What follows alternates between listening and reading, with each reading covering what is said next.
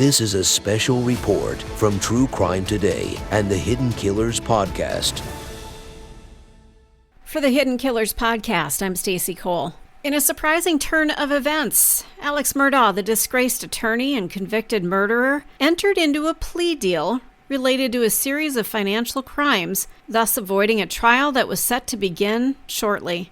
We take you now to the raw courtroom audio. And Your Honor, again, the Jinx case would be 2021 GS 4735.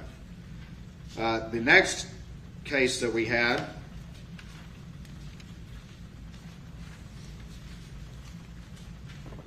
bear with me real quick, Your Honor, would be the Satterfield case. And that would have been the case that the state was prepared to try here in a week. Gloria Satterfield was the longtime housekeeper for Mr. Murdaugh and his family. She suffered a fall at his home in Moselle and survived for a period of time, but ultimately died.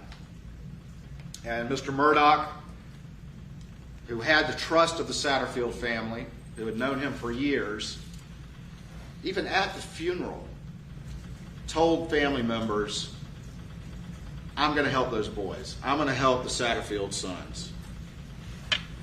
And essentially, I'm going to have them sue me so that I can make sure to get money for Gloria and for y'all. And even though he was going to be the defendant, not the defense attorney, but the defendant in this particular action,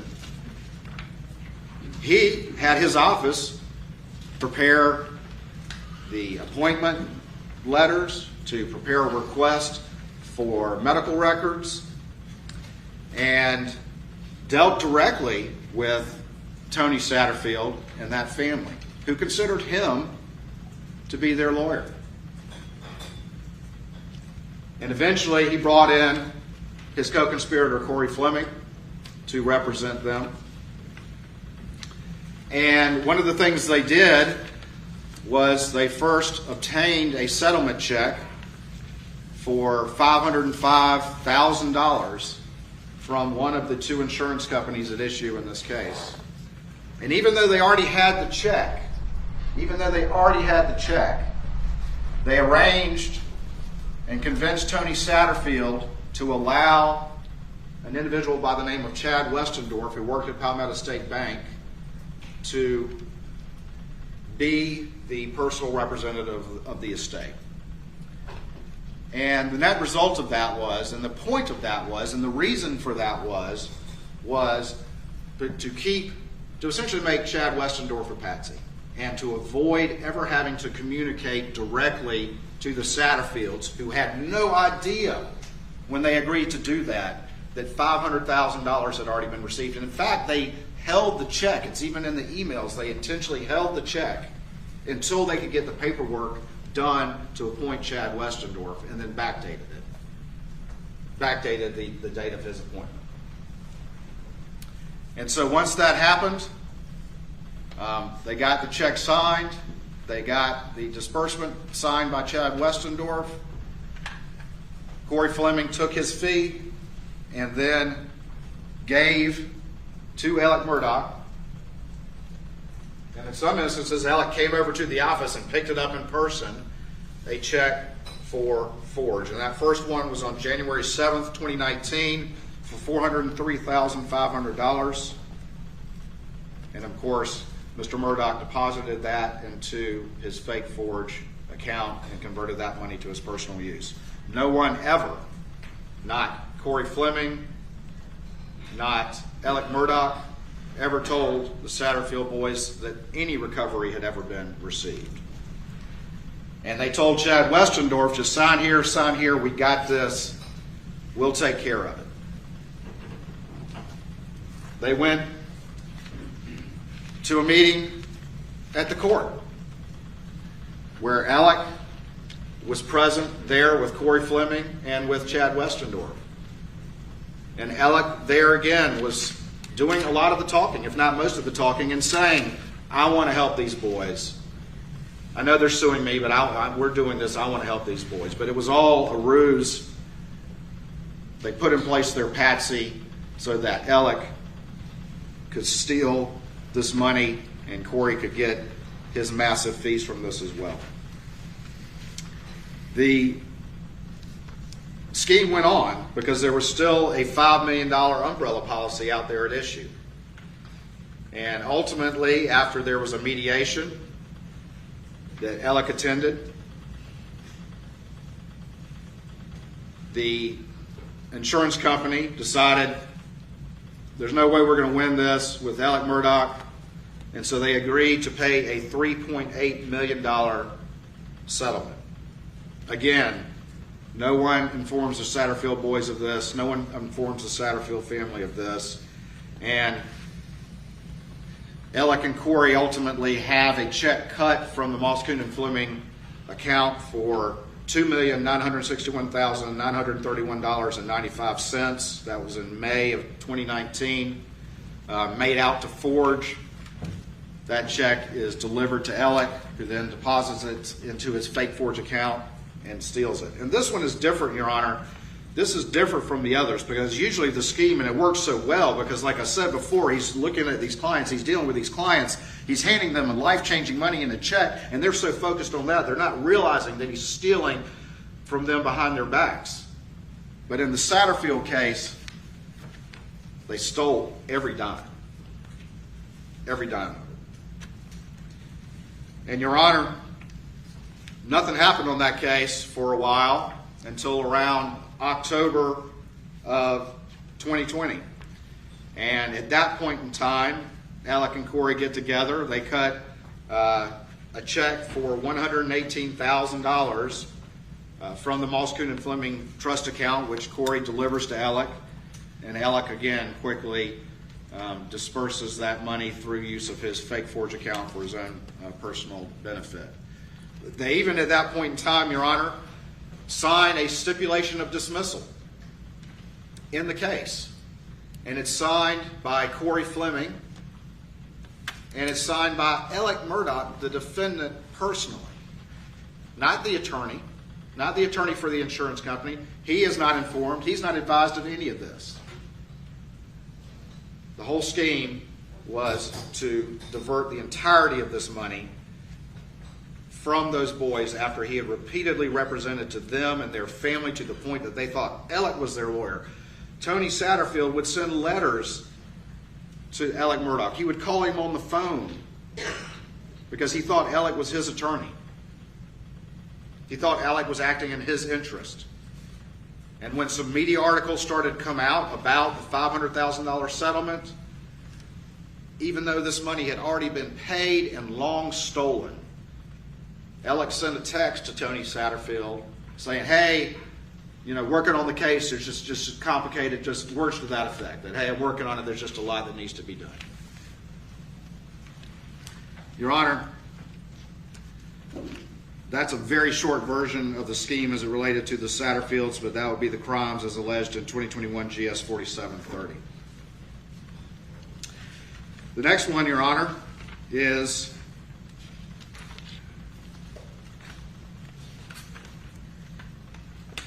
the estate of Blondell Gary. And in that particular instance, of course, he's dealing with the heirs and the relatives of Miss Gary. And ultimately, they held back funds from disbursement because there needed to be some determination about the legal status, and the entitlement of another relative was the reason that was given. But ultimately, the second that money got held back, it didn't take long, and this would have been in April of 2019. Instead of resolving that issue and dispersing appropriately, Mr. Murdaugh had $112,500 dispersed from his trust account to Forge and then converted through use of his fake Forge account. The next one is Christopher Anderson. That's 2021 GS 4734. And in this particular instance, there was a large recovery that was received in the case, and Mr. Murdaugh in that particular instance, indicated that no fees were being taken, but instead had a disbursement made to Forge of $750,000. And he deposited that into his fake Forge account and stole every bit of it.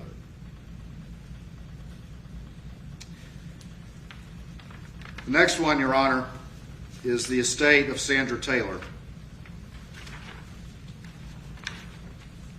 2021 GS 4738. In this particular instance, Ms. Taylor had died, had 3 minor children, and Mr. Murdaugh sat down at a table and dealt directly with her grieving mother, told her he was going to take care of her, and told her that the most he was going to be able to get was $30,000, $10,000 for each child. Instead, he settled the case without talking to her for $152,866, thereabouts. That is the amount of the check that ultimately in November of 2020 he then had dispersed to the fake Forge and ultimately converted all that money to his own benefit. That was another one, when I talked to her mother, that was another one where she first of all believed and was actually thanking him to get the $30,000, because she didn't realize not only was that a woefully insufficient recovery, but she was that was such meaningful money to her from her situation. And she believed him, she thanked him, she thought he was working in his best interest, and he stole every bit of it. She didn't get one thin dime.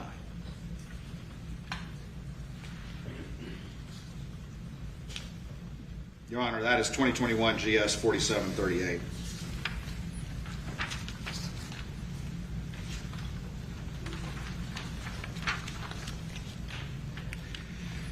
The next one is 2021 GS 4727, and in this instance, the victim is Thomas Moore, who was a state trooper who was injured. And in that particular instance, again, Mr. Murdaugh, his insatiable need as we're moving to the end, to everything coming to a head, his insatiable need for money changed the scheme from where money was actually being provided to the clients while he stole the rest of it. In this instance, there was a recovery of $125,000 in which he diverted to fake Forge all of that $125,000 and forged Mr. Moore's signature on the disbursement statement.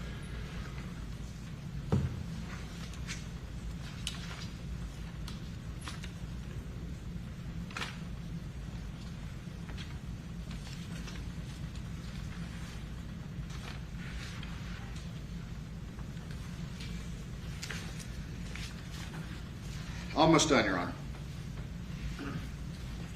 The next set of victims, as we move into the spring of 2021, and this would be 2021 GS 4728, and this would be the victim being the law firm and Chris Wilson. And this was one of Alec's last plays to get some significant money because things were really falling apart and coming to a head. And he tried that case, a legitimate case, in December of 2020, and ultimately there was a very sizable recovery, but it was a case where Alec, Chris Wilson, and another attorney were on the case, so it was a fee split case, which is very common. And his amount of the fees from that case, that being Mr. Murdaugh, was $792,000. And ultimately he convinced Mr. Wilson to write those checks for his portion of the fees, not to the firm as they were legally supposed to be done, so that they could be accounted for in the firm's finances, but to write them directly to him. And the reason, of course, is that he needed that money right then and there. And if it went to the firm, not only would it eventually be cut down by all the various overhead and other things that had to be paid for according to the firm agreement, but more importantly, he wouldn't get that sizable sum of money until the firm settled up and paid bonuses at the end of the year. And then we're talking about it the spring of 2021. He wasn't looking at any chance of getting that money until the end of the year. So he diverted those fees from the firm, and that's part of the crime there. But ultimately, when all of this came to light, before it came to light, after the murders, but before his theft started to be uncovered, one of the first things he needed to do was to get that money paid back, because that is one of the things that was bringing everything to a head. The firm was after Alec as to where are these fees? What happened to them? Did you take these fees? And so in the aftermath of the murders, he borrowed some money and was able to send $600,000 to Chris Wilson and convinced Chris Wilson to cover the other $192,000 so that Chris Wilson could tell his law firm, Alec's law firm, that that money, that $792, was in the trust account. Nothing to see here. Everything's just fine. And he told Chris Wilson some lies about he just had some money tied up here, there, and everywhere, and that he would pay him back. But it wasn't true. And ultimately, he then defrauded Chris Wilson out of that $192,000.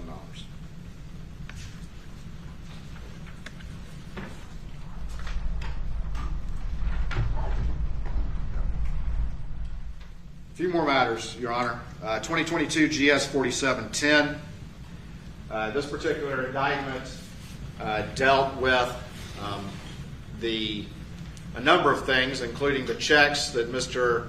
Murdaugh was writing to Curtis Eddie Smith, as well as drug charges related to that for the opiate pills. And ultimately, in that particular indictment dealing with the large cash out of money that Mr. Murdaugh had been engaging in, particularly after the boat wreck happened. Ultimately, he's pleading to a criminal conspiracy for that one, and that would be 2022 GS 4710. The next one is 2022 GS 4723, and in this particular instance, the victims are his brother Randy Murdaugh and the law firm. And this is the one, Your Honor, where Mr. Murdaugh is pleading pursuant to Alford. But the state, and that's something that I've never done before, is do an Alford plea, but given the substantial admissions to which Mr. Murdaugh is making here today, we've agreed to accept that, but the state is very confident in the evidence that it could present and pursue on that matter. And that's essentially the double dip. It was very common for, after the firm cashed out and paid all the bonuses to get to a zero balance at the end of the year, 4 members of the firm to loan money to the firm so that it could operate until fees came in, and then those loans would be repaid. And ultimately, the finance office at the firm made a mistake and wrote a check for $121,358.63 to Alec Murdaugh instead of Randy Murdaugh. And what Mr. Murdaugh did, instead of correcting that, is he ultimately sat on that check and went down to the finance office not long after that and said, "Hey, I lost that check. Can you cut me another one?"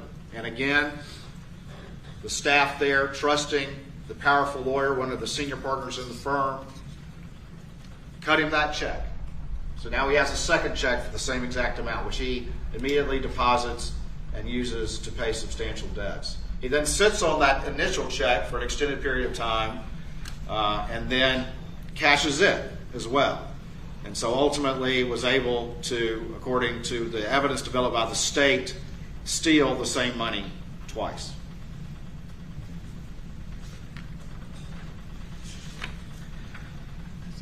Again, Your Honor, that's 2022 GS 4723. Finally, Your Honor, we have 2022 GS 4734 and ultimately 2023 GS 473.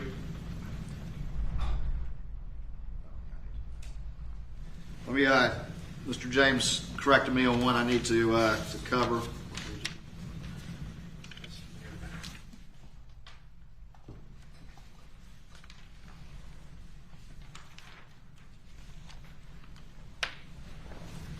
And this would be 2022 GS 4724.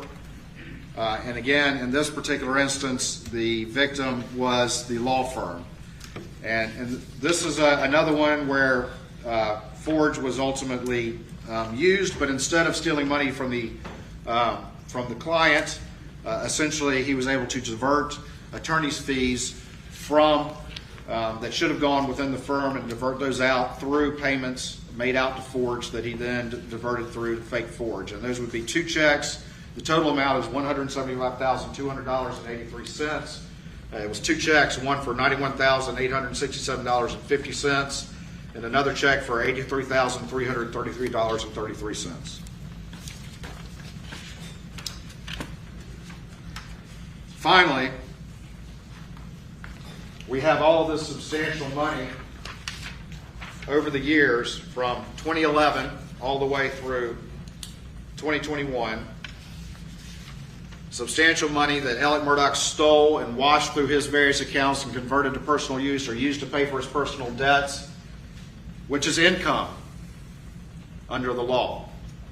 A lawyer knows this.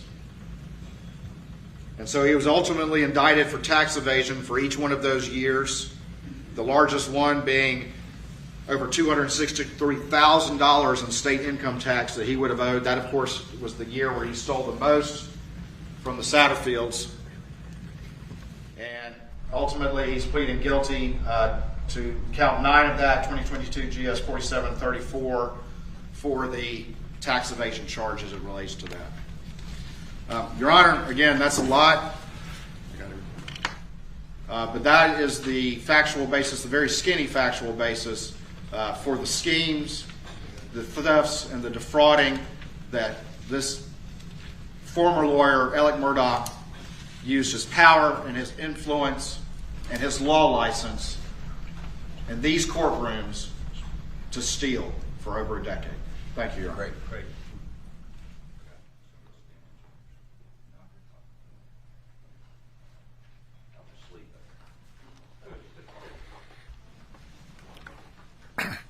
Mr. Murdaugh, aside from the count or the indictment that you are pleading guilty on the Alford, aside from that particular one, do you disagree with any of the facts stated by Mr. Waters? I agree that I wrongly took all of that money, Your Honor, and did all of those crimes. I disagree with some of the narrative, but not the essential elements of the facts of the crimes. And do you believe that if you were to proceed with a jury trial on these charges that you would be found guilty? I am guilty, and yes, sir, I believe that I would be found guilty. All right. Mr. Harpootlian and Mr. Griffin? Nothing, Your Honor. Nothing further, Your Honor. Anything else with regard to the guilty plea that you'd like to say today, Mr. Murdaugh? No, sir, other than I'm glad to finally be given the opportunity to plead guilty. I am happy to be pleading guilty to these charges for a number of reasons. All right. Thank you. Thank you. Your Honor, Yes, sir.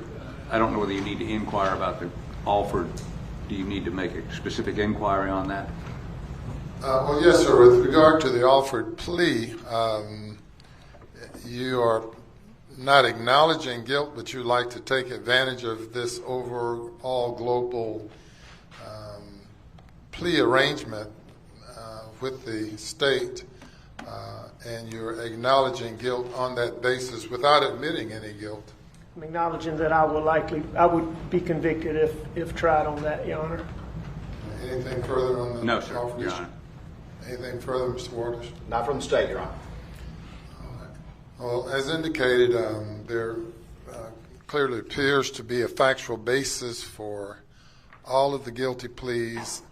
I find that it's in the best interest of the state and the defense that this guilty plea, these guilty pleas be made, but respecting the rights of the victims to be present to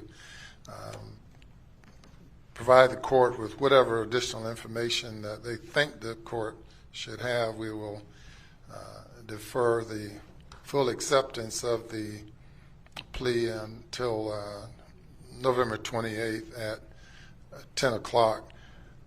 And again, where there's a negotiated sentence, either I will accept the guilty plea and impose the exact sentence that that you, your lawyer, and the state have agreed upon, or I will not accept the guilty plea. And at this point, I fully intend to accept the guilty plea after hearing from victims. Anything? Thank you, Your Honor. Thank you, Judge. Thank you, Ron. Anything further today? Nothing from the No, state, sir, Your Honor. All right, very well. We will be adjourned.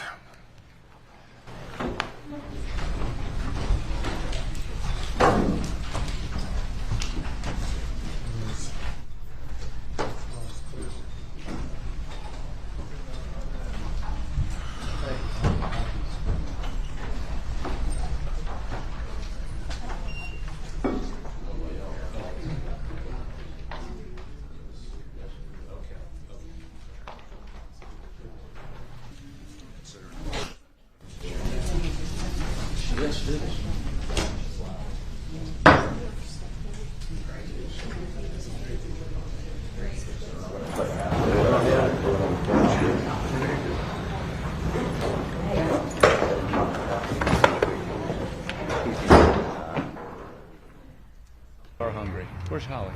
Hey, Holly, you want to get in on this? No? Look at Holly, so cool. Y'all swing your cameras, get a shot of Holly. She's... Hey, Holly. Hey, we need to follow up on you two again.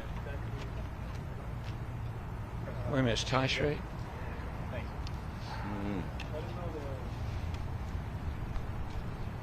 I'll let Lisa know you waited on me. Did we wait on you? Who's here from WIS? Where's WIS? Senator Harpootlian, and while we're waiting, anything on the pre-filed legislation agenda that's worth talking about? I mean, everything I do is worth talking about, but I got a pretty comprehensive Judicial Merit Selection Committee reform bill that correct every problem there is. Yeah. Sounds like good legislation. That's what I think. Okay. Ready? Anybody want to complain? Okay. So, both Jim and I believe today was a big step in resolving Alex Murdaugh's issues. As Jim can tell you in more detail, since he admitted his financial crimes in September of 21. Is that right? Exactly. He's been wanting to plead guilty to these or resolve them since then. So this is a big step, and we'll have, after the sentencing, we'll have more comments, but we have just obviously very brief comments today. Jim? Yeah, I mean, this was, as Alex said in court, you know, he'd been wanting to plead guilty. Really, the only impediment was, you know, would we have a plea terms that would give him an opportunity to get out of prison? And today we got those terms, and you know, he's prepared to serve a long time. As he said to me as we were going into the courtroom, you know, he feels very comfortable doing prison time for crimes that he did, and he knew that he was going to prison. He does not feel comfortable doing prison time for the murders of his wife and son, for which he did not do, and we still are singularly focused on exonerating him for those convictions, and we'll be having hearings, hopefully, you know, probably the first of the year, but we don't know for sure. And to that end, the Supreme Court yesterday, as you saw, indicated they're going to appoint another judge to have a hearing on our motion for a new trial. That motion, as you know, is based on jury tampering by the clerk of court. So we're looking forward to now having this behind us and being able to move on to deal with, the issue that Alec has denied from the day he was arrested till now. Again, as Jim just pointed out, he's always admitted he stole this money, never has denied it. We'll take just a couple questions and then we got to go. Alex said he was happy to plead guilty today for a number of reasons. Can you share? Well, I think he'll share those with you more after the sentencing, but he'd obviously put this behind him. His son Buster has been subjected to tremendous scrutiny and online bullying and harassment by everybody. Hopefully, this will help put that. And he's very concerned about his son Buster. Anything else, Jim? Yeah, and he said in federal court when he did a plea to similar charges that, he wanted closure for the victims. And, he, believe it or not, he cares for these victims and he feels badly about it. And he was, people want to diminish this, but he was in the throes of an opioid addiction. And, it had taken over his life. And so, he's opioid free, he's drug free, and he feels awful about his conduct. And he's going to spend the next 22 years in prison apologizing for it. Right. Okay, thank you.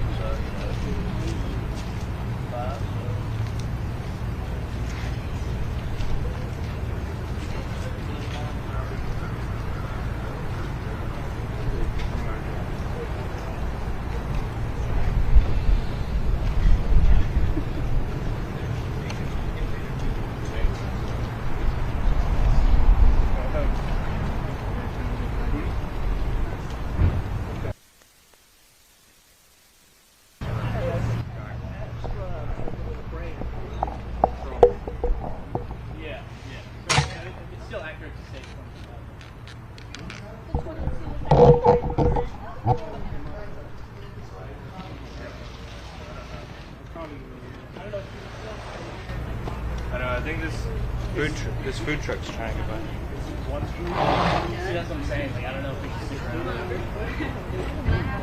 Hey guys, do something before. Hey, you guys. Hey. Yeah. Looks like Yeah, we gotta get through. walking away. Why they hate us. They could not. Got my money. Get y'all to tighten up a little more until this truck gets out of here, and then y'all can move with the victim. We don't want you all to be on the DC. I don't mind. Get the time off, right? Yeah.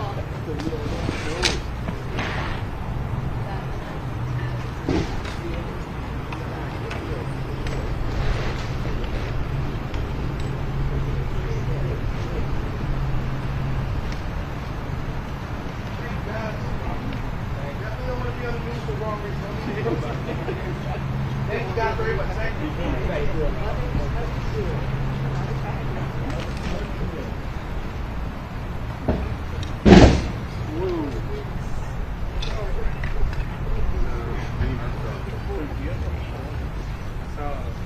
Yes. But what they get based on went into the parking lot. Mr. Waters, right? I mean, unless there's someone else. Waters or not? So if he's gone, I'm probably breaking Yeah, he was like he was chatting to someone and I don't blame him. walked away. He's done, right? He talks a lot.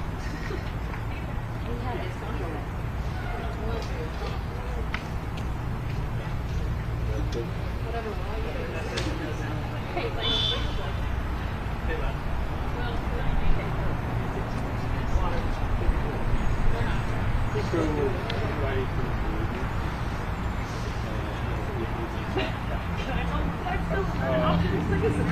and I got my whole life. How long you have to? I'm gonna keep hanging like this. I'll just do